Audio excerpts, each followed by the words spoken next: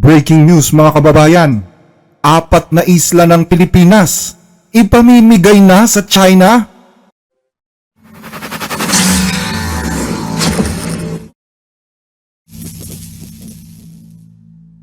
Sa loob ng maraming dekada, mariing ipinaglaban ng mga Pilipino ang kanilang karapatan sa Kalayaan Group of Islands, isang bahagi ng West Philippine Sea na kinikilala bilang saklaw ng soberanya at maritime rights ng Pilipinas.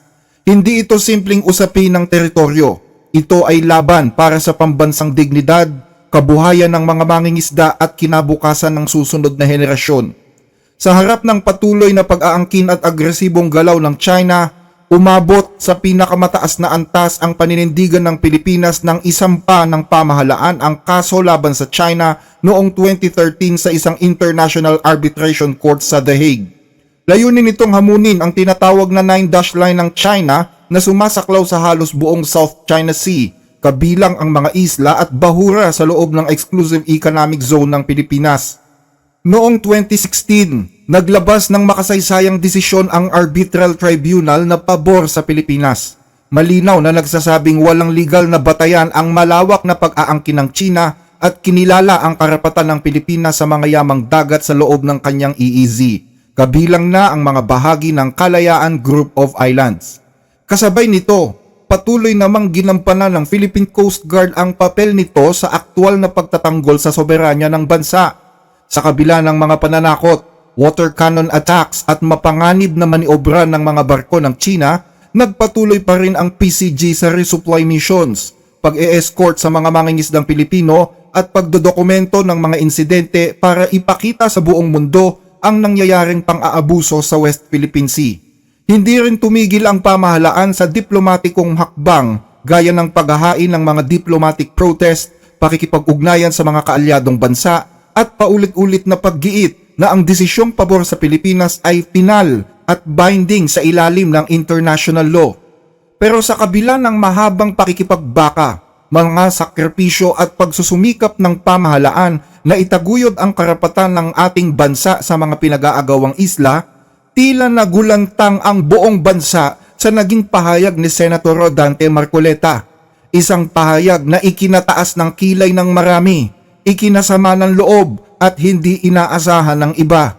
Ayon kasi kay Marcoleta, dapat nang i-let go ng Pilipinas ang Kalayaan Group of Islands sa China. Isang panukalang para sa marami ay tila pagtalikod na, hindi lamang sa teritoryo kundi sa mismong kasaysayan ng pakikipagbaka ng sambayan ng Pilipino. Binanggit ni Marcoleta ang 4 na islang sinasaklaw ng island group na ito na hindi na daw dapat pag-aksayahan ng panahon na ipagtanggol pa dahil hindi naman daw sakop ng ating Exclusive Economic Zone o 200 nautical miles boundary. Ito po yung Pag-asa, yung Parola, yung Kota at yung Lankiam. Captain, alam po ninyo yan. Incidentally, Mr. Chairman, itong 4 na features na occupied ng ating bansa, they are way, way beyond our EEZ. Ano ba talaga ipagpapatayan natin dito? Kapag ka magkakaroon po ng giyera sa pagitan ng dalawang bansa, kayo po ang una na sasagupa dito. We will offer our lives, including the lives of our children, and to die for it, for something that is not even within our EEZ. Ang gawin natin po para madali, i-give up natin yung KIG. Then, mako-coordinate na natin lahat. But until and unless nandun yung KIG, wala nga po nasa labas po ng ating exclusive economic zone. Paano po malalagay sa entire West Philippine Sea? Mr. Chair, kaya po yun ang dahilan, hindi po tayo makagawa ng mapa para sana ma-submit na natin. And in our lifetime, we will able to see doon sa entire stretch ng South China Sea, lalabas doon ang West Philippine Sea. Ito ang sinabi ng senador sa isang pagdinig na ginawa ng Commission on Appointments noong Miyerkules, February 4. Ang sinabi niyang ito ay nanggaling sa kanyang paniniwala na wala naman daw tiyak na coordinates ang West Philippine Sea at wala daw West Philippine Sea sa mapa. Kaya po nagiging importante na kailangan po natin munang pag-aralan hanggang saan eksakto pong coordinates ba ng ating West Philippine Sea. Napakahirap po ngayon nating sagupain yung mga pananaw na parang may nag-aangkin ng atin pero hindi pa natin ma-define kung ano talaga yung atin. Isipin po natin, sir, there is nothing as West Philippine Sea. Wala po yun. That is a creation by us. Sa totoo lang po, kahit nabasahin mo yung ating mapa or what, there is no West Philippine Sea. Inalmahan naman ito ng ilang mga Pilipino at sinabing maliwanag na pagtalikod yan sa kasaysayan ng bansa dahil Pilipinas ang may-ari nito mula sa pasasimula pa lang. Meron din namang ilan na naniniwalang pwede nang i-let go ang mga islang ito alang-alang sa kapayapaan. Basta't huwag lang daw anyang pababayaan ang mga Pilipinong nakatira dito. Atin yun eh. Bakit natin pamimigay yan? Ever since naman sa atin yan, sa ninuno pa natin yan eh. Bakit may bibigay sa ibang bansa, di ba? Technically, hindi pwede. Kung naandun ba naman ang maraming Pilipino pwede ba natin pabayaan ang kapwa natin Pilipino? Bakit ipamimigay? Kung ang daming ang Pilipino ang doon, kawawa ang mga kapwa Pilipino natin. Kung gano'n ang mangyayari. Yes, kung yung mga nakatira doon bibigyan ng malilipatan. No, kasi kung saan mapupunta yung mga taong nandoon, 'di ba? Parang hindi naman nilang deserve na basta na lang Pilipino din naman yung mga nandoon, 'di ba? So technically dapat pa rin natin sila, covered natin sila. So kung ibibigay 'yon, saan sila mapupunta? Kung yung peace ang pag-uusapan, technically, pwedeng ibigay na lang para matigal na. Pero syempre, yung dapat ang magbe-benefit pa rin, tayo pa rin. Batay sa pinakamatandang mapa ng Pilipinas, ang Velarde Murillo Map of 1734 na tinatawag ding ina ng mga mapa sa Pilipinas, ang West Philippine Sea at ang mga isla ng Kalayaan ay pag-aari historically ng Pilipinas. Makikita dito sa matandang mapang ito ang isla ng Panakot o kilala ngayon bilang Bajo de Masinloc. Nandito din ang Los Bajos de Paragua o mas kilala ngayon na Spratlys Island kung saan bahagi ang Kalayaan Islands. Isa ang mapang ito sa mga pinagbasihan ng International Court of Arbitration para maipanalo ang claim ng ating bansa noong 2016. Ito rin ang pinagbasihan ng UNCLOS sa pagtatakda ng 200 nautical miles ng Pilipinas. Hindi rin matanggap ng kasalukuyang Vice Mayor ng Kalayaan Group ang sinabi ni Senator Marcoleta. Nakakalapastangan daw ito dahil tila ba pinapawalang halaga nito ang pagsasakripisyo ng mga Pilipinong iniwan ang mas maayos na buhay sa mainland Philippines para lang tauhan ang islang inaangkin natin. We were offended. We take offense for what he has said kasi parang anong silbi ng bayan namin? Anong silbi ng mga magigiting na mamamayan namin? Na kumbaga they have already given up yung greener pastures elsewhere in the country just to stay there, being their kids. Ayon naman sa mga eksperto, hindi lang easy kasi ang batayan sa pag-aangkin ng isang teritoryo. Ang presensya ng mga mamamayan at ang mga batas ng bansa na umiiral dito ay maituturing din namang sapat na validity para angkinin ito ng isang bansa. Sa international law, ang tawag dito ay effective occupation and administration.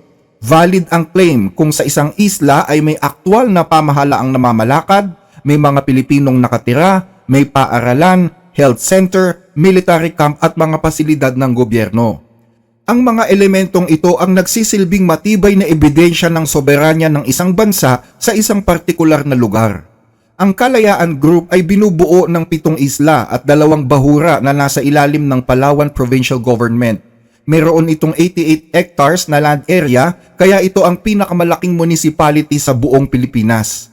May nakatira ditong 400 na residente at may nakatatag na barangay. Hindi rin malayo ang buhay ng mga taga rito sa kabuhayan ng ibang mga mangingisdang Pilipino. Batay pa sa kasaysayan, ang Kalayaan Island ay natuklasan ng isang Pilipino noong 1956 at isinailalim ito sa pamahalaan ng Pilipinas noong 1978 sa panahon ni dating Pangulong Marcos sa pamamagitan ng Presidential Decree No. 1596 at kinilala pa ng UNCLOS. Ayon kay Senator Ping Lacson, malinaw na nakasaad sa international law na kinikilala ang claim ng isang bansa na unang nakatuklas sa isang isla. Sa batas, kung sino una nakadiscover at nag-occupy, yun ang inasyon na may mag-ari, di ba? Kinilala na nga at lahat, tapos sasabihin mo, ipapamigay mo? I mean, anong klaseng kahibangan yan? Ibig sabihin, Hindi lang EEZ talaga ang batayan para ariin ang isang partikular na teritoryo. Kahit palampas na yan sa EEZ, kung meron namang malakas na presensya ng mga Pilipino sa isang isla, pwede itong angkinin ng Pilipinas. Dagdag na lang ang hindi pag-approve ng International Court sa claim ng China. Halimbawa na lang ay ang isla ng Guam. Umaabot ng higit 6,000 kilometro ang layo ng islang ito sa US. Pero sila pa rin ang may-ari nito dahil sa umiiral na pamahalaan ng US doon. Malinaw sa ganitong sistema na hindi nililimitahan ng EEZ ang claims ng isang bansa sa makatwid. Ayon sa international law, sa kasaysayan at sa batas ng Pilipinas, malinaw na ang Pilipinas ang may-ari ng Kalayaan Island Group. Dahil dito kung bakit maraming mga eksperto ang naniniwala ngayon na ang mga sinasabi ni Marcoleta ay isang uri ng pagpapahina sa claims ng Pilipinas at pagpapalakas naman sa pag-aangkin ng China. After all, the disputes are still ongoing. Yes. What that is doing is directly undermining the position of the Philippines and strengthening and reinforcing the position of the other side. Ayon kay dating Supreme Court Associate Justice Antonio Carpio, dapat daw ay nagpa-register si Marcoleta bilang foreign agent dahil maliwanag naman na ang ibinoboses niya ay posisyon ng ibang bansa. You're following the Chinese position. Dapat mag-register ka as a foreign agent. Okay. Kasi you are echoing the position of China. Sinagot din ni Carpio ang katwiran ni Marcoleta na kailangan pa daw ng coordinates para ma-identify ang teritoryo ng Pilipinas. Ang sabi ni Carpio, para masukat ang 200 nautical miles, ang kailangan mo lang naman ay ang archipelagic baseline.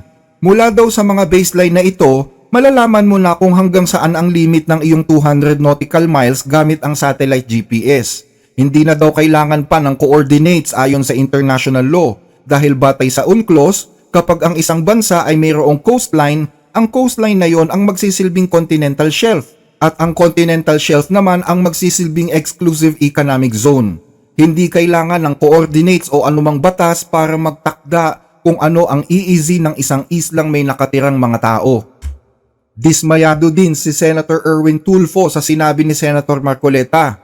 Ayon kay Tulfo, mali ang mindset ng mga ganitong Pilipino na porke mahina ang Pilipinas ay hindi na nito ipaglalaban ang kanilang karapatan. Ang daming nagbuwis ng buhay sa kalayaan natin, ika nga para hindi tayo pasukin dito, nakakahiya naman. Then suddenly, ngayong henerasyon natin, somebody saying na, sa kanila may presenta silang mapa, mabigay na lang natin, wala tayong kalaban, maliit tayong bansa, dudurugin lang tayo. Maling mindset, Sir Joel, maling mindset. Hinamon naman ni PCG spokesperson for West Philippine Sea si Marcoleta na bakit hindi sumama sa pagpapatrolya sa West Philippine Sea at bisitahin ang mga taga-Pag-asa Island para malaman naman niya na may mga buhay na Pilipino doon. Sa kanyang ex-account, sinabi ni Tariela, "Finally, I extend to you the same invitation I am offering to your father. Join us one day in MDA flight and stroll along the coastline of Pag-asa Island. It would be an honor to bond with the Marcoleta father and son duo in KIG." Sinabi ito ni Tariela matapos sabihin ng anak ni Senator Marcoleta na si Congressman Paulo Marcoleta na dapat daw ibala sa kanyon si Tariela kung sakaling magkaroon ng gera ang Pilipinas at ang China. Nalulungkot tuloy si Tariela kung bakit maraming mga Pilipino ang bumoto kay Marcoleta noong nakaraang eleksyon. Nandun ako sa part na nalulungkot na ako. Nalulungkot ako in the sense na ang daming Pilipinong bumoto dito noong nakaraang eleksyon. I think a lot of people were really disappointed and sad with what he said. Kasi para sa akin, kapag senador ka, dapat ang titindigan mo karapatan ng ating mga kababayang Pilipino at ang interest ng ating bansa. Samantala, kinontra naman ni Senator Ping Lacson ang sinabi ni Congressman Marcoleta laban kay Tariela at sinabing hindi daw dapat dinadaan sa ad hominem o personal attack ang issue ng West Philippine Sea. Dagdag pa ni Lacson, homegrown traitors o mga traidor sa sariling bansa ang mga taong tumitindig pabor sa China at nilalaglag ang interes ng Pilipinas para sa sariling pakinabang. Dagdag pa sa tumitinding sagutan ng mga opisyal ng Pilipinas sa issue ng West Philippine Sea, isa ding kontrobersyal na mapa ng nasabing karagatan ang lumabas kamakailan lang kung saan nakalagay ang mukha ng 9 na senador na hindi lumagda sa resolusyong nagkokondena sa hindi magagandang sinabi ng mga Chinese diplomats laban sa mga opisyal ng pamahalaan sa Pilipinas. Kabilang sa mga mukhang nakapaskil dito ay ang mga mukha ni na Senator Alan Peter Cayetano, Pia Cayetano, Bato de la Rosa, Bongo, Cheese Escudero, Rodante Marcoleta, Amy Marcos, Robin Padilla at Joel Villanueva. Binabansagan sila ngayon ng mga China tours. Ayon kay Senator Tito Soto, kung sasama daw ang loob ng mga nasabing senador dito, mas mabuti daw na hanapin nila kung sinong gumawa ng nasabing mapa at aksyonan. As Senate President, pag-aaralan ko kung gano'n ang kung mayroong nagbi-bring up ng issue na bakit ginaganon yung senador. Dapat yung siyam ay pumalag. Di ba? Hanapin nila kung sino yung nag-upload nun. Sino yung source, sino nag-upload, sino nag-invento. At kung nasasaktan sila no sa post na yun. Nagtaas naman ng boses si Senator Marcoleta nang akusahan siya ni Senator Kiko Pangilinan na ipinagtatanggol niya ang China. Ayon kay Marcoleta, hindi niya ipinagtatanggol ang China kundi layunin pa nga niyang palakasin ang claim ng Pilipinas. Kung hindi ko po kailanman dinidepensa ng China, gusto kong palakasin ang ating paninindigan dito. Bakit hindi po tayo magkaintindihan? Napakasimple lang nun. Wala pong coordinates talaga. Ang mapa lang po ang magbibigay ng coordinates. Malamang. Samantala, salungat sa sinasabi ni Marcoleta na walang coordinates ang West Philippine Sea, mayroong isang batas ang Pilipinas na kung tawagin ay Presidential Decree 1596 na nagtatakda ng coordinates para sa Kalayaan Island Group. Nandyan din ang Republic Act 9522 o ang Philippine Archipelagic Baseline Law na nagtatakda naman ng mga coordinates din ng archipelagic baselines ng ating bansa. Itinuturing din ng batas na ito na regime of islands ang mga baseline ng Kalayaan Group at Bajo de Masinloc o Scarborough Shoal. Pero sagot ni Marcoleta, hindi rin magagamit ang mga batas na yan. Dito po sa binabanggit nating mga batas sa ngayon, kung titingnan natin, hindi po natin sila magagamit, Mr. President. Dahil sa tumitinding sagutan ng mga opisyal ng Pilipinas patungkol sa West Philippine Sea, naniniwala ngayon ang marami na hindi pala bomba o bala ang ginagamit ng China panlaban sa Pilipinas, kundi ang mga naratibo. Ayon kay AFP Major General Mike Lohico, nagiging matagumpay ang pakikipagdigma ng China laban sa Pilipinas kapag mismong ang ating mga opisyalis na ang nagbabangayan sa isa't isa tungkol sa mga interes ng ating bansa. At kapag nagkaroon na daw ng pagdududa ang mga Pilipino sa ating mga karapatan at sa international law at lumabas na kahiya-hiya ang mga bumabatiko sa China, masasabing nagwagi na daw ang China laban sa Pilipinas. Kaya para maiwasan ang pagtatagumpay ng China laban sa Pilipinas, nais ni Senator Erwin Tulfo na maghain ng panukalang batas na isama sa kurikulum ng lahat ng antas sa paaralan ang importansya at mga karapatan ng mga Pilipino sa West Philippine Sea. Posible na din na maglabas ng bagong mapa ang NAMRIA o National Mapping and Resource Information Authority. Isang mapa na ipapasa sa United Nations para sa pagkilala ng international community sa kung ano ba talaga ang kabuuan ng teritoryo ng Pilipinas. Ang bagong mapa ng NAMRIA ay hindi daw basta idinrawing lang tulad ng ginawa ng China sa 9-dash line na wala din namang mga coordinates, kundi ito na ang magsisilbing opisyal na mapa ng Pilipinas. Higit sa lahat, ilalagay din sa bagong mapang ito ang mga coordinates na hinahanap ni Senator Marcoleta. Mahalagang ma-identify ang mga coordinates na ito para na rin sa pakinabang ng mga mangingisdang Pilipino at ng ilang mga negosyante at mga sundalo para malaman nila kung saan talaga eksakto ang hangganan ng ating bansa. Baka pwedeng humiling sa inyo ng like sa ating mga video, lalo na po kung nagugustuhan ninyo ang ating mga talakayan. Malaking tulong po ito hindi lang sa ating channel kundi maging sa mga kababayan nating sinusuportahan ito. Maraming salamat po mga ka-blessed.